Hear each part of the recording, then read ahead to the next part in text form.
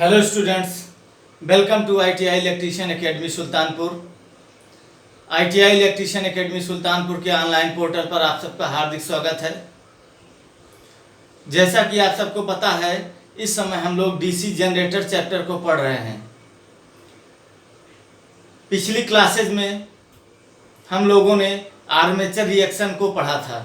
Armature reaction के दो प्रभाव होते हैं, एक चुंबकीय विक्षोभ प्रभाव होता है और दूसरा डीमैग्नेटाइजिंग इफेक्ट अर्थात विचुंबकन प्रभाव होता है। तो चुंबकीय विक्षोभ प्रभाव को हम लोगों ने पिछली क्लास में पढ़ लिया था।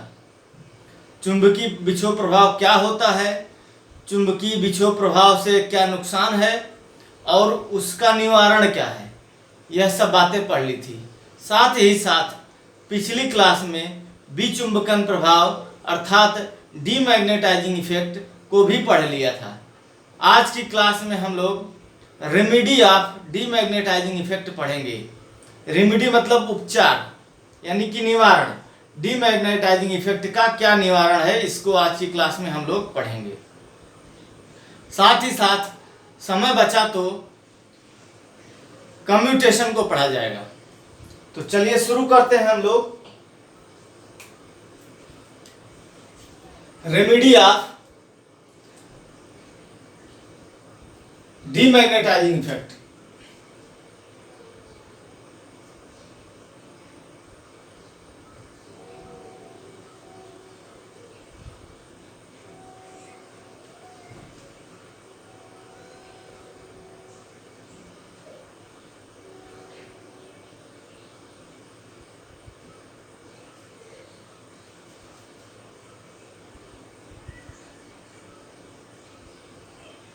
इसकी हिंदी हो जाएगी विचुंबकन प्रभाव का निवारण।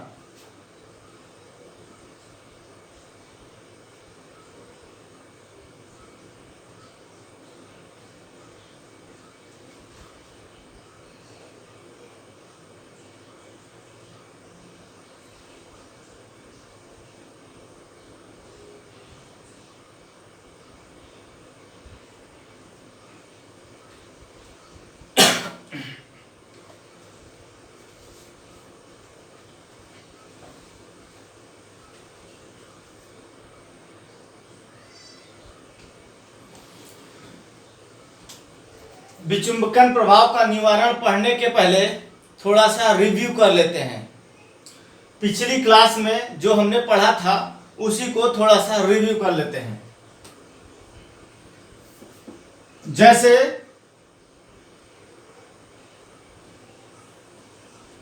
मान लेते हैं कि आर्मेचर है और यह जो है आर्मेचर वाइंडिंग है। आर्मेचर कहाँ रखा होता है? फील्ड में रखा होता है, फील्ड के बीचों बीच में। तो यहां फील्ड दिखा दीजिए।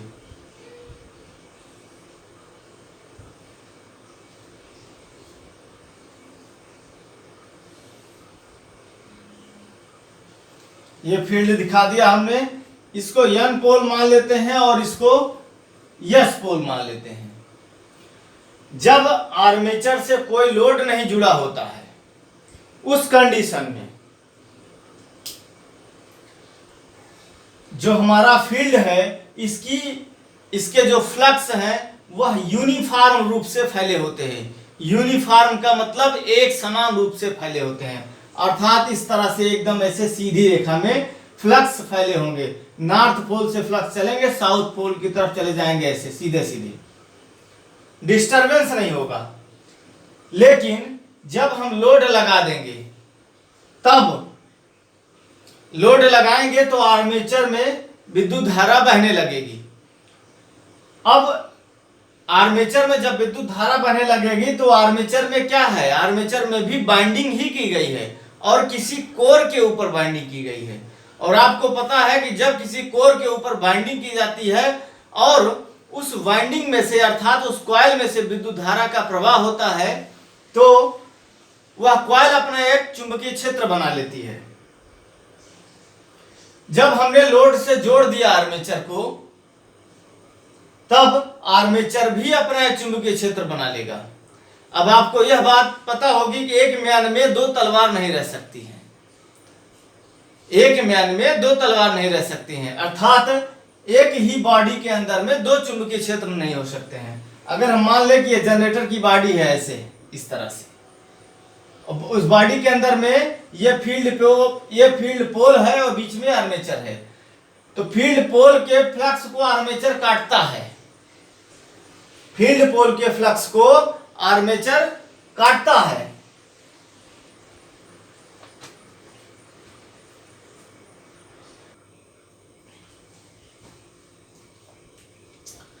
आर्मेचर हमारा मेन फील्ड के फ्लक्स को काटता है। अब दिक्कत क्या हो जा रही है, कि विचुंबकन प्रभाव क्या है, यह समझते हैं। लोड जब हमने लगाया तब आर्मेचर ने क्या किया, अपना एक चुंबकीय क्षेत्र बना लिया। एक ही बॉडी में दो चुंबकीय क्षेत्र हो गए, एक तो मेन फील्ड का चुंबकीय क्षेत्र, दूसरा आर्मेचर का चुंबकीय क्षेत्र। अब क्या होगा, आर्मेचर का चुंबकीय क्षेत्र मेन फील्ड के चुंबकीय क्षेत्र को डिस्टर्ब करने लगेगा, यानी कि मेन फील्ड के चुंबकीय क्षेत्र में यूनिफॉर्मिटी नहीं रह जाएगी। यूनिफॉर्मिटी का मतलब एक रूपता, जैसा पहले मेन फील्ड हमारा ऐसे फैला हुआ था, जब लोड से आर्मेचर नहीं जुड़ा हुआ था तब हमारा मेन फील्ड ऐसे सीधा सीधा फैला हुआ था। मेन फील्ड का जो फ्लक्स था इस तरह से ऐसे सीधा सीधा इधर नॉर्थ पोल से साउथ पोल की तरफ फैला हुआ था। लेकिन जब आर्मेचर ने अपना चुंबकीय क्षेत्र बना लिया तो मेन फील्ड के फ्लक्स को उसने डिस्टर्ब कर दिया। अब मेन फील्ड का फ्लक्स ऐसे आता है लेकिन सीधे जा नहीं पाता, यहीं से आर्मेचर का चुंबकीय क्षेत्र इसको डिस्टर्ब कर देता है, धकेल देता है। धकेल देगा तो ऐसे रास्ता अपना बना के ऐसे जाएगा, इस तरह से रास्ता बना के, इस तरह से। इस कंडीशन में क्या होता है कि हमारा एमएनए जीएनए से फाइंस खिसक जाता है। तो यह प्रभाव क्या कहलाता था, हमारा क्रॉस मैग्नेटाइजिंग इफेक्ट, जिसे हम हिंदी में बोलते हैं चुंबकीय विक्षोभ प्रभाव। लेकिन अब इसी में हमारा विचुंबकन प्रभाव भी जुड़ा हुआ है, उसको समझिए।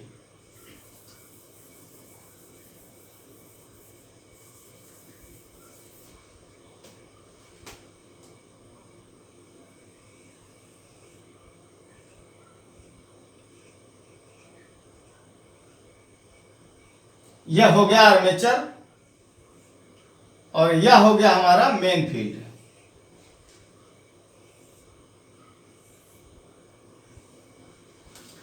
ये एन पोल मान लिया हमने, इसको एस पोल मान लिया हमने। अब डीमैग्नेटाइजिंग इफेक्ट कहाँ रहा, लोड हम बढ़ाते जा रहे हैं। जब लोड अधिक होता जाएगा तब लोड में बहने वाली धारा का मान भी बढ़ता जाएगा।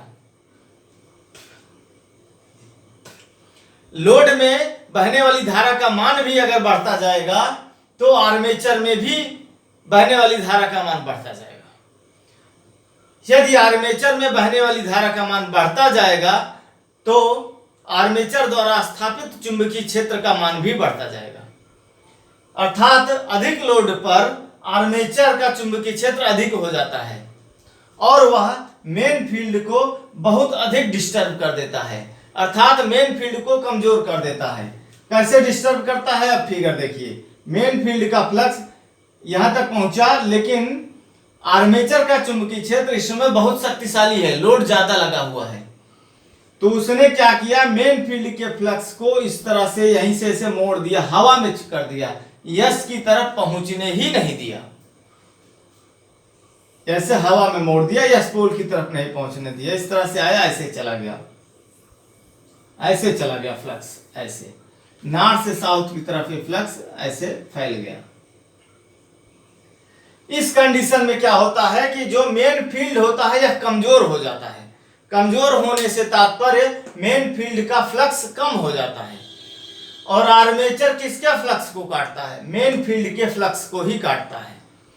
अब यदि मेन फील्ड का फ्लक्स कम हो जाएगा तो आर्मेचर द्वारा प्रति सेकंड कटने वाले फ्लक्स का मान कम हो जाएगा, जिसके कारण आर्मेचर द्वारा उत्पन्न होने वाले विद्युत वाहक बल का मान भी कम हो जाएगा। यही प्रभाव हमारा विचुंबकन प्रभाव यानी कि डीमैग्नेटाइजिंग इफेक्ट कहलाता है। यही प्रभाव हमारा डीमैग्नेटाइजिंग इफेक्ट कहलाता है। अब इसके बाद हम लोग पढ़ते हैं डीमैग्नेटाइजिंग इफेक्ट का निवारण क्या है, रेमेडी ऑफ डीमैग्नेटाइजिंग इफेक्ट। सब समझ लीजिए, फिर फाइनली लास्ट में हम इसके बारे में 8-10 लाइन जो भी ठीक ठाक होगा वो लिख देंगे। तो डीमैग्नेटाइजिंग इफेक्ट उम्मीद कर रहा हूं कि समझ में आ गया होगा। जैसा नाम है इसका विचुंबकन, यानी कि आर्मेचर क्या करेगा, मेन फील्ड को विचुंबकित कर देगा। किस कंडीशन में, लोड अधिक होने पर, जिसके कारण आर्मेचर द्वारा उत्पन्न होने वाले विद्युत वाहक बल का मान कम हो जाएगा। यही प्रभाव विचुंबकन प्रभाव है।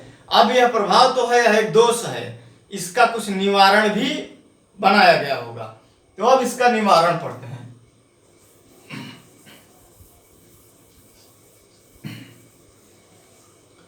Remedy of demagnetising effect. बड़े एक नया टर्म आपको यहां दे रहा हूं मैं, कंपेंसेटिंग वाइंडिंग। एक नया टर्म है, एक नया शब्द है, बिल्कुल दिमाग में बैठा लीजिए, रट लीजिए। Compensating winding.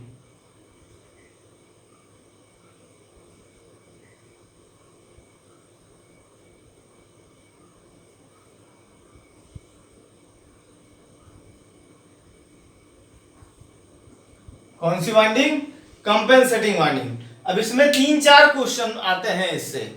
एक पूछा जाता है कंपेंसेटिंग वाइंडिंग क्या है, कंपेंसेटिंग वाइंडिंग कहां लगाई जाती है, कंपेंसेटिंग वाइंडिंग द्वारा उत्पन्न चुंबकीय क्षेत्र किसके विपरीत होता है, कंपेंसेटिंग वाइंडिंग में विद्युत धारा का प्रवाह कैसा होता है। इस तरह के क्वेश्चन आते हैं। तो इसको पढ़ते हैं हम लोग। विचुंबकन प्रभाव को दूर करने के लिए जनरेटर में एक अतिरिक्त वाइंडिंग की जाती है जिसे कंपेंसेटिंग वाइंडिंग कहते हैं। लेकिन यह ध्यान देने की बात है कि कंपेंसेटिंग वाइंडिंग बड़े जनरेटर में लगाई जाती है, छोटे जनरेटर में कंपेंसेटिंग वाइंडिंग नहीं लगाई जाती है। अब आप थोड़ा समझिए, फिर आगे और बताते हैं। फिगर बनाता हूं मैं, एक कंपाउंड जनरेटर बना रहा हूं। यह आर्मेचर,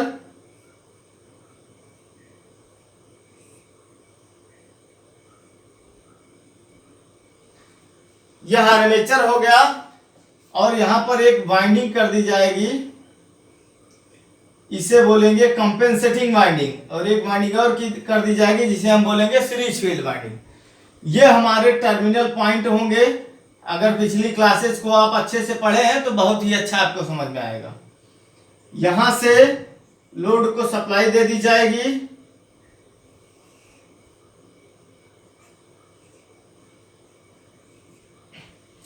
यह हमारी दूसरी वाइंडिंग होगी जिसे हम बोलेंगे शंट फील्ड वाइंडिंग। यह हमने जोड़ दिया, इसे लॉन्ग शंट कंपाउंड जनरेटर बना दिया। इस वाइंडिंग को हम लिखेंगे FSH, इस वाइंडिंग को हम लिखेंगे FSE, और इस वाइंडिंग को हम लिखेंगे कंपेंसेटिंग वाइंडिंग।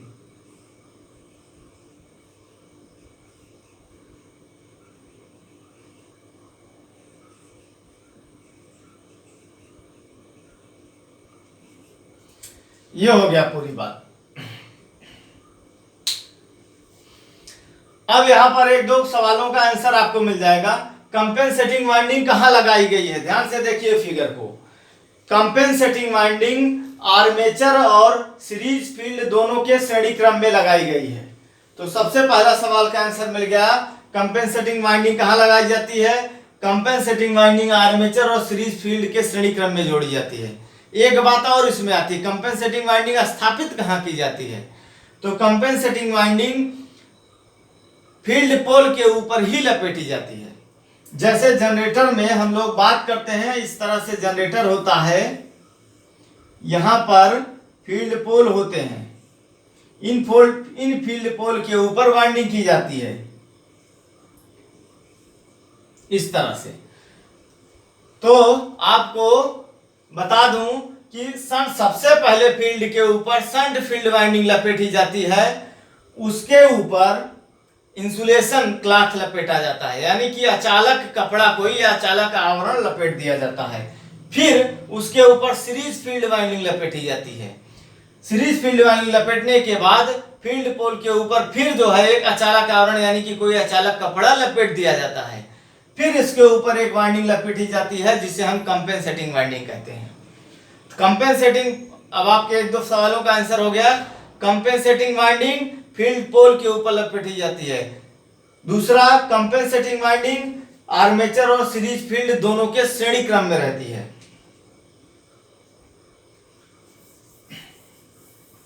अगला पॉइंट, कंपेंसेटिंग वाइंडिंग में विद्युत धारा का प्रवाह आर्मेचर में विद्युत धारा प्रवाह के विपरीत दिशा में होता है, यानी कि कंपेंसेटिंग वाइंडिंग उल्टा जोड़ी जाती है आर्मेचर के, जोड़ेगी आर्मेचर के श्रेणी क्रम में, लेकिन ऐसा जोड़ी जाएगी कि यदि आर्मेचर में विद्युत धारा का प्रवाह क्लॉकवाइज है तो कंपेंसेटिंग वाइंडिंग में विद्युत धारा का प्रवाह एंटी क्लॉकवाइज हो जाएगा।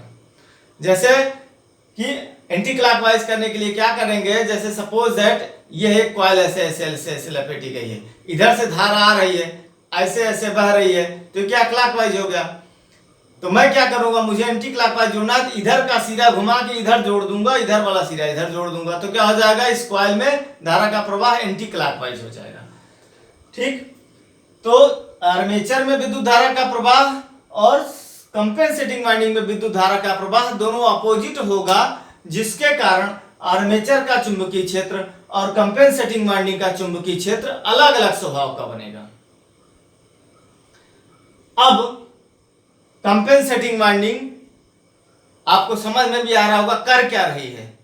कंपेंसेटिंग वाइंडिंग क्यों लगाया गया है, जनरेटर में विचुंबकन प्रभाव को दूर करने के लिए कंपेंसेटिंग वाइंडिंग लगाया जा रहा है, बड़े जनरेटर में व्यवस्था की जा रही है। तो कंपेंसेटिंग वाइंडिंग क्या कर रही है, कंपेंसेटिंग वाइंडिंग का चुंबकीय क्षेत्र आर्मेचर के चुंबकीय क्षेत्र के विपरीत दिशा में काम कर रहा है, यानी कि दोनों का चुंबकीय क्षेत्र विपरीत स्वभाव का है। अब जब आर्मेचर का चुंबकीय क्षेत्र बनेगा, जब आर्मेचर को लोड से जोड़ोगे तो आर्मेचर का चुंबकीय क्षेत्र बनेगा, तो वह क्या करेगा, मेन फील्ड को यानी कि सीरीज फील्ड और शंट फील्ड दोनों को डिस्टर्ब करने की कोशिश करेगा। लेकिन इन दोनों फील्ड को आर्मेचर का चुंबकीय क्षेत्र अब डिस्टर्ब नहीं कर पाएगा, क्योंकि इन मेन फील्ड ने अपने लिए गार्ड की व्यवस्था कर ली। गार्ड उसका कौन है, कंपेंसेटिंग वाइंडिंग है। मेन फील्ड के पहले एक और वाइंडिंग हो गई जिसे कंपेंसेटिंग वाइंडिंग कह रहे हैं। तो आर्मेचर का जो चुंबकीय क्षेत्र होगा वह मेन फील्ड को डिस्टर्ब करने के पहले कंपेंसेटिंग वाइंडिंग के चुंबकीय क्षेत्र से टकराएगा। तो कंपेंसेटिंग वाइंडिंग इसके चुंबकीय क्षेत्र को खत्म कर देती है, आर्मेचर के चुंबकीय क्षेत्र को, जिसके कारण मेन फील्ड का चुंबकीय क्षेत्र साफ साफ बचा रह जाता है, डिस्टर्ब नहीं होता है। तो इससे दोनों प्रभाव आपके समाप्त हो जाते हैं, लगभग समाप्त हो जाते हैं। कौन से प्रभाव, पहला वाला चुंबकीय विक्षोभ प्रभाव, जिसमें GNSF खिसक जा रही है, मेन फील्ड डिस्टर्ब ही नहीं होने पा रही है ना, इसलिए चुंबकीय विक्षोभ प्रभाव होगा नहीं। दूसरा प्रभाव डीमैग्नेटाइजिंग इफेक्ट, डीमैग्नेटाइजिंग इफेक्ट भी नहीं होने पाएगा क्योंकि मेन फील्ड डिस्टर्ब ही नहीं होने पा रही है। मेन फील्ड के पहले गार्ड लग गया, जिसे हम बोल रहे हैं कंपेंसेटिंग वाइंडिंग। आर्मेचर का चुंबकीय क्षेत्र मेन फील्ड को डिस्टर्ब करने से पहले कंपेंसेटिंग वाइंडिंग के चुंबकीय क्षेत्र से टकराएगा और यहीं पर दोनों का चुंबकीय क्षेत्र टकरा के न्यूट्रलाइज हो जाएगा। तो यह पूरी कहानी हो गई कंपेंसेटिंग वाइंडिंग को। उम्मीद कर रहा हूं कि आपको समझ में आ गया होगा कंपेंसेटिंग वाइंडिंग क्या कर रही है। यह व्यवस्था लेकिन ध्यान देने की बात है, बड़े जनरेटरों में की जाती है जहां पर लोड अधिक होता है, अधिक हाई पावर के जो जनरेटर बनाए जाते हैं। लेकिन जो छोटे जनरेटर बनाए जाते हैं उनमें क्या करते हैं, सपोज दैट कि यह एक जनरेटर है और छोटा है, इसका वाट पावर कम है, मान लो शंट जनरेटर है, तो क्या करेंगे, इस शंट जनरेटर को भाई इसमें भी वही होगा, विचुंबकन प्रभाव इसमें भी होगा। लोड बढ़ेगा तो आर्मेचर का चुंबकीय क्षेत्र बढ़ेगा जो मेन फील्ड को डिस्टर्ब करने की कोशिश करेगा। लेकिन यहां पर क्या करते हैं, हम कंपेंसेटिंग वाइंडिंग न लगा करके मेन फील्ड जो होती है इसमें टर्नों की संख्या थोड़ी बढ़ा दी जाएगी, तो मेन फील्ड थोड़ा ज्यादा स्ट्रांग हो जाएगा। तो आर्मेचर का चुंबकीय क्षेत्र मेन फील्ड को डीमैग्नेटाइज नहीं कर पाएगा, थोड़ा डिस्टर्ब तो करेगा लेकिन डीमैग्नेटाइज नहीं कर पाएगा। इसी तरह से सीरीज जनरेटर में भी करेंगे। सीरीज फील्ड वाइंडिंग में टर्नों की संख्या थोड़ी बढ़ा देंगे छोटे प्रकार के जनरेटरों में। बड़े प्रकार के जनरेटरों में कंपेंसेटिंग वाइंडिंग लपेटा जाएगा। तो उम्मीद कर रहा हूं कि आपको यह पूरी बात समझ में आ गई होगी। कंपेंसेटिंग वाइंडिंग क्या है, कंपेंसेटिंग वाइंडिंग कहाँ लगाई जाती है, किसके श्रेणी क्रम में लगाई जाती है, कंपेंसेटिंग वाइंडिंग का चुंबकीय क्षेत्र आर्मेचर के चुंबकीय क्षेत्र के समान स्वभाव का होता है या विपरीत स्वभाव का होता है, कंपेंसेटिंग वाइंडिंग में धारा का प्रवाह आर्मेचर में धारा प्रवाह के विपरीत स्वभाव का होता है या समान स्वभाव का होता है। ये सब बातें यहाँ पर आपको समझा दी गई। अब हम आपको 8-10 लाइनें इसके बारे में लिख दे रहे हैं जो कि इंपॉर्टेंट है, उसके बाद फिर नेक्स्ट पॉइंट पे चलते हैं।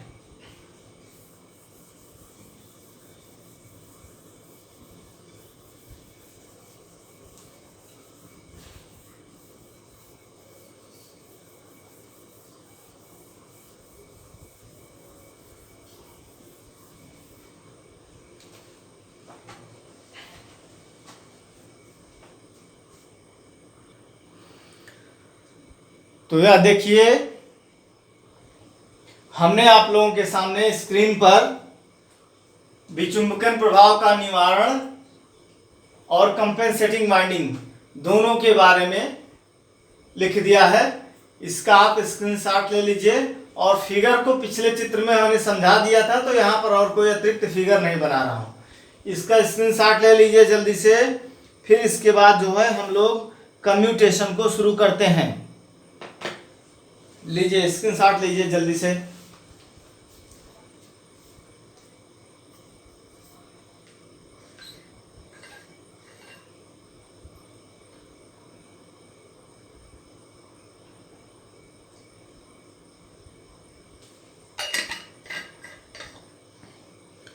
तो चलिए ठीक है, इसको अब मिटाते हैं और हम लोग जो है कम्यूटेशन को पढ़ते हैं।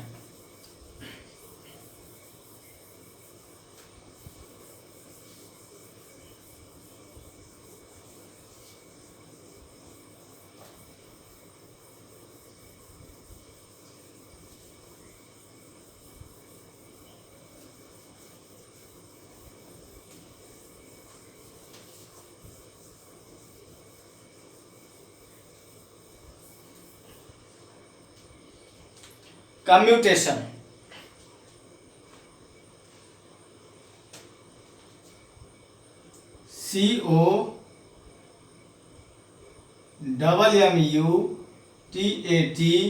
COMMUTATION कम्यूटेशन एक नया टर्म आपको मिल गया। अभी तक था कंपेंसेटिंग वाइंडिंग, एक नया टर्म मिला था आपको, अब दूसरा नया टर्म मिल गया कम्यूटेशन। कम्यूटेशन क्या है, इससे इसका क्या प्रभाव है, एक प्रकार का दोष है, ठीक है। फिर इस दोष का निवारण क्या है, वह सब चीजें अब हम देखते हैं। तो जनरेटर में ये होता है कम्यूटेटर, इसी से नाम भी बना हुआ, कम्यूटेटर से बन गया कम्यूटेशन, यानी कि कम्यूटेटर पर कोई फॉल्ट हो रही है, कोई दिक्कत हो रहा है, वह दिक्कत ही क्या है, कम्यूटेशन है। तो कम्यूटेटर ऐसे होता है, यहां पर आप क्या करते हैं, सेगमेंट सेगमेंट में इसको बांटे रहते हैं, यानी कि एक एक सेगमेंट एक एक कापर पत्ती का बना रहता है। दो सेगमेंटों के बीच में माइका भरा होता है और ऐसे ही कार्बन ब्रश लगा दिया जाता है, या तो नीचे लगा दिया जाएगा या तो ऊपर लगा दिया जाएगा। माने दो कार्बन ब्रश एटलीस्ट तो रहेगा ही, एक नीचे ऊपर या फिर इधर इधर जैसा भी सेटिंग रहेगा जनरेटर का। तो यह कार्बन ब्रश इन सेगमेंट के ऊपर रगड़ता है, ये ऐसे ऐसे घूमता रहेगा गोल गोल और कार्बन ब्रश इनके ऊपर रगड़ेगा। यानी कि अगर मैं स्टैंडर्ड लैंग्वेज में बोलूंगा तो यह बोलूंगा कि कार्बन ब्रश कम्यूटेटर सेगमेंट के ऊपर एक स्लाइडिंग कांटेक्ट बना रहा है। स्लाइडिंग कांटेक्ट यानी सरकता हुआ कांटेक्ट बना रहा है। अब यह कार्बन ब्रश कभी कभी क्या होता है, एक ब्रश एक सेगमेंट के संपर्क में रहता है, कभी कभी दो ब्रश के संपर्क में रहता है। अगर मैं मान लूं कि यह कार्बन ब्रश है, तो आप देखिए इस पोजीशन में कार्बन ब्रश दो सेगमेंट को टच कर रहा है, एक सेगमेंट ये और एक सेगमेंट ये, दो सेगमेंट को स्पर्श कर रहा है इस समय। अभी हो सकता है ये घूम जाए, थोड़ा सा ऐसे घूम जाए, तब क्या होगा, केवल एक सेगमेंट को टच करें, ये वाला, ये थोड़ा आगे चला जाएगा तो ब्रश केवल इस सेगमेंट के संपर्क में आ जाएगा। तब यहीं पर थोड़ी सी प्रॉब्लम होती है। अगर मैं इसको थ्योरेटिकल लैंग्वेज में बोलूंगा तो यह बोलूंगा, कार्बन ब्रश के कम्यूटेटर सेगमेंट, कार्बन ब्रश के कम्यूटेटर सेगमेंट को, या ऐसे बोलो कि जब एक ब्रश दो कम्यूटेटर सेगमेंट को एक साथ स्पर्श करता है, इस कंडीशन में आप देख रहे हैं कि एक ब्रश दो सेगमेंट को एक साथ स्पर्श कर रहा है। या इस फिगर को आप यहां एक और फिगर बना दे रहा हूं, ऐसे समझिए।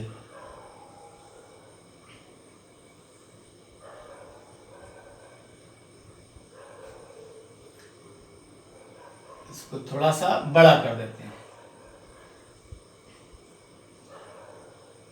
एक सेगमेंट, ये दो सेगमेंट हो गया, ये तीसरा चौथा सेगमेंट, यहां हम नाम दे रहे हैं सेगमेंट S1, इसका नाम सेगमेंट S2, नाम भी दे दिया। और यहां पर देखो सेगमेंट को मैंने सीधा सीधा दिखाया हुआ है, यहां पर सेगमेंट गोल गोल है, क्योंकि कम्यूटेटर गोल गोल होता है सर्कल जैसा, तो सर्कल जैसा ही रहेगा। यहां पर समझाने में थोड़ी दिक्कत आएगी, इसलिए हमने सेगमेंट को इसे सीधा सीधा मान लिया, इसको सीधा मान लिया। सेगमेंट को चार सेगमेंट लिए हैं, इन्हीं के बीच में आपको हम कम्यूटेशन समझाने का प्रयास करेंगे।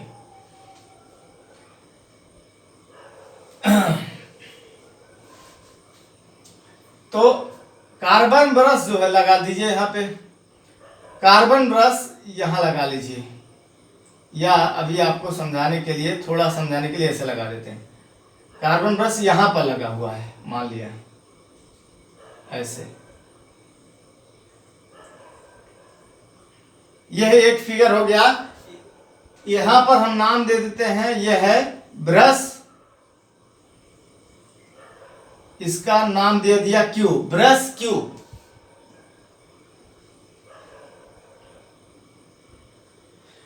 इस कंडीशन में आप क्या देख रहे हैं कि ब्रश Q सेगमेंट S1 और S2 दोनों को स्पर्श कर रहा है।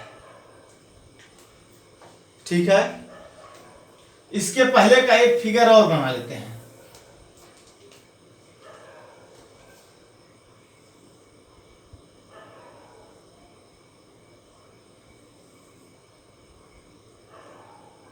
एक, दो और तीन लाइन खींच दिया हमने। तो ये हमारा, ये बीच में जो लाइन आप खींचे हैं, यह जो है क्या है, सेपरेटर है, माइका सेपरेटर। इसको थोड़ा सा आप मोटा दिखा सकते हैं इस तरह से।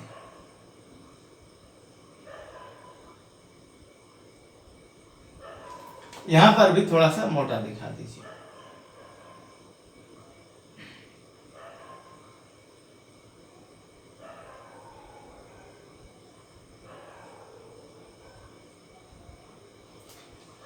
ये सेगमेंट S1 है, एक सेगमेंट S2 है, कोई अंतर नहीं किया हमने, सेम वही चीज बना दिया है। बस अंतर क्या है, अब ये थोड़ा सा ध्यान दीजिएगा, इसमें मोटे सेगमेंट बना दिए, इसमें पतले सेगमेंट है, ये कोई माने नहीं है, सेम फिगर है, अभी कोई डिफरेंस नहीं किया हूं। ब्रश को जो है यहां पर केवल सेगमेंट S2 पर रखिए, ये हमारा ब्रश हो गया, ये हमारा ब्रश हो गया, ब्रश Q। यह प्रथम कंडीशन यह है, इसको आप ऐसा बोल दीजिए कि फिगर नंबर 1, यह नाम दे दीजिए फिगर नंबर 2, फिगर नंबर 2 ये, फिगर नंबर 1 ये। एक फिगर और बना देते हैं, यहां किनारे बना देते हैं।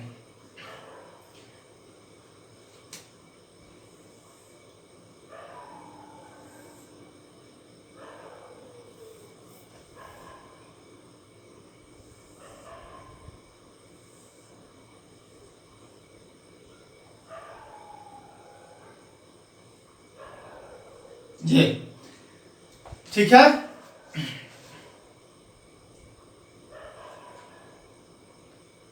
अब यहां पर ब्रश आप जो है क्या, ये सेगमेंट S1 है, सेगमेंट S2 है, ब्रश को आप यहां लगा दीजिए। पूरा ध्यान से देखिए मैं क्या करते चला, अभी आपको समझ में आ जाएगा। थोड़ा कुछ अगर कंफ्यूजन है मन में तो ये है हमारा क्या, क्यू ब्रश। यहां पर पहला फिगर, दूसरा फिगर, और ये हमारा हो गया फिगर नंबर 3। तीनों को देखिए ध्यान से।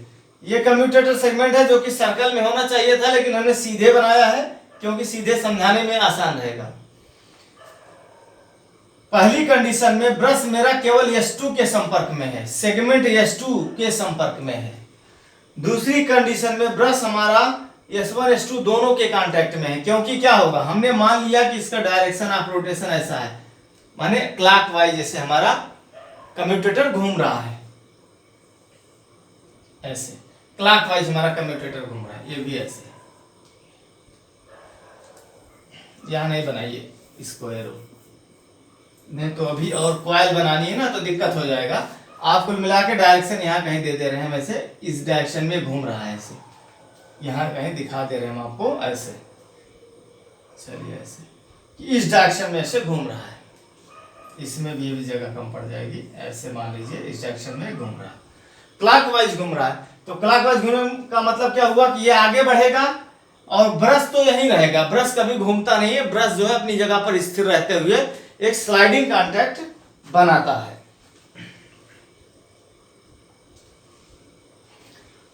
ठीक है। अब जब घूमने लगेगा तो पहले कंडीशन में हमने देखा कि ब्रश जो है S2 सेगमेंट के संपर्क में है। जैसे सरका थोड़ा आगे गया तो कौन आगे जाएगा, यही आगे जाएगा, तो ब्रश हमारा S1 S2 दोनों को टच कर जाएगा। S1 इस फिगर में देखिए ब्रश हमारा S1 S2 दोनों को टच कर गया, थोड़ा सा आगे गया तो अभी थोड़ा सा और आगे जाएगा, तब क्या होगा, थोड़ा सा और आगे जाएगा तो ये S1 और आगे खिसक जाएगा, तो ब्रश जो है हमारा केवल S1 के कांटेक्ट में रह जाएगा। तो इस फिगर में देखिए ये ब्रश हमारा केवल S1 के कांटेक्ट में रह गया। उम्मीद कर रहा हूं कि जितनी बात अभी तक बोला हूं आपको समझ में आया होगा। पहली कंडीशन में ब्रश हमारा S2 के कांटेक्ट में था। दूसरी कंडीशन में जब कम्यूटेटर थोड़ा सा सरक गया तो ब्रश क्यू हमारा S1 S2 दोनों के कांटेक्ट में आ गया। अगली ही कंडीशन में जैसे ही कम्यूटेटर मेरा थोड़ा सा और सरका, ब्रश क्यू केवल S1 सेगमेंट के कांटेक्ट में रह गया। यह सब प्रक्रिया बहुत तीव्र गति से होती है क्योंकि कम्यूटेटर बहुत तेजी से घूमता है। अब देखिए आर्मेचर कॉइल बनाइए भाई, ये जो सेगमेंट है इन्हीं के ऊपर आर्मेचर की कॉइल आके सोल्डर हुई रहती है।